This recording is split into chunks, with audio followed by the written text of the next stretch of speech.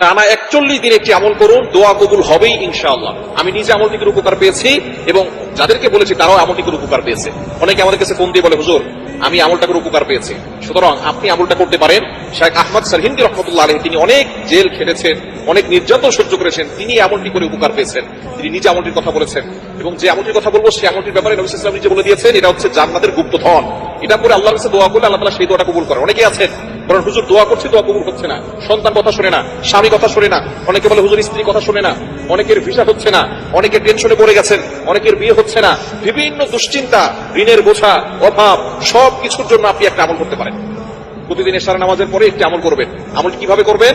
আপনি এশার নামাজ পড়বেন, 5 ওয়াক্ত নামাজ অবশ্যই পড়বেন এবং ইয়াকিনের সাথে আমল করবেন। যদি আপনার ইয়াকিন না থাকে, বিশ্বাস না থাকে, তাহলে কিন্তু আপনি কোন আমল করে আল্লাহর কাছ থেকে উপকার পাবেন না। আপনি ইয়াকিনের সাথে আমল করতে হবে যে আল্লাহ তাআলা আমাকে বিপদ থেকে উদ্ধার করবেন। টানা 41 দিনের একটি আমল করবেন। মা বোনরা যেহেতু আল্লাহ প্রদত্ত অসুস্থতার সময় আসে, এই জন্য টানা 41 দিন যদি করতে না পারেন, মাঝে অসুস্থ হন, আপনি যে কদিন অসুস্থ থাকবেন গুনে রাখবেন, তারপরে থেকে আবার পড়া শুরু করবেন। তো অবশ্যই 41 দিনের আগে আপনি ভালো ফলাফল পাবেন ইনশাআল্লাহ। এশারের নামাজের পরে আমলটি করবেন। প্রথমে 100 বার একটি দুরূদ শরীফ পড়তে হবে, আল্লাহুম্মা সাল্লি আলা সাইয়্যিদিনা মুহাম্মাদ। এই ছোট্ট দুরূদটি 100 বার পড়বেন। এরপর পড়বেন লা হাওলা ওয়ালা কুওয়াতা ইল্লা বিল্লাহ, এতটুকু 499 বার। এই লা হাওলা ওয়ালা কুওয়াতা ইল্লা বিল্লাহ এটা পারেন এমন কোনো মানুষ এখন মুসলমান নাই। মুসলমান যারা লা হাওলা ওয়ালা কুওয়াতা ইল্লা বিল্লাহ সকলেই জানে। আর লা হাওলা ওয়ালা কুওয়াতা ইল্লা বিল্লাহর ফজিলত অনেক বেশি। আবু দাউদ শরীফের হাদিস, তিরমিজি শরীফের হাদিস, মুসলিম, বুখারী, যত ধরনের কিতাব আছে সিয়াসিত্তার সমস্ত হাদিসের কিতাবের ভিতরে হাদিস এসেছে যে এটা হচ্ছে জান্নাতের ভান্ডার। এটা পড়ে দোয়া করলে আল্লাহ তাআলা সেই দোয়া কবুল করেন।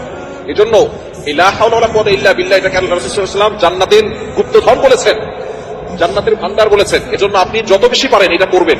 বিশেষ করে এশার নামাজের পরে লা হাওলা ওয়ালা কুওয়াতা ইল্লা বিল্লাহ এতটুকু 499 বার করবেন। আর শেষবারে লা হাওলা ওয়ালা কুওয়াতা ইল্লা বিল্লাহ আলিয়্যিল আযীম পুরোটা একবার পড়বেন। এরপর আপনি আল্লাহর কাছে দোয়া করবেন। আপনার কাকুতি মিনতিগুলো আল্লাহর কাছে বলবেন। সন্তান কথা শুনে না, আপনার সংসারে অশান্তি, স্বামী কথা শুনে না, সন্তান বিয়ে হচ্ছে না অনেক মেয়ের, এবং আপনি দুশ্চিন্তা আছেন, ডিপ্রেশনে আছেন, ফ্রাস্ট্রেটেড পিপল যারা, এশার নামাজের পরে এই দোয়াটা করবেন। আল্লাহুম্মা সাল্লি আলা সাইয়্যিদিনা মুহাম্মাদিন 100 বার, লা হাওলা ওয়ালা কুওয়াতা ইল্লা বিল্লাহ 499 বার, আর লা হাওলা ওয়ালা কুওয়াতা ইল্লা বিল্লাহ আলিয়্যিল আযীম পুরোটা একবার পড়বেন। এরপর আপনি আল্লাহর কাছে দোয়া করবেন। দেখবেন আল্লাহ তাআলা আপনার সকল নেক আশাগুলো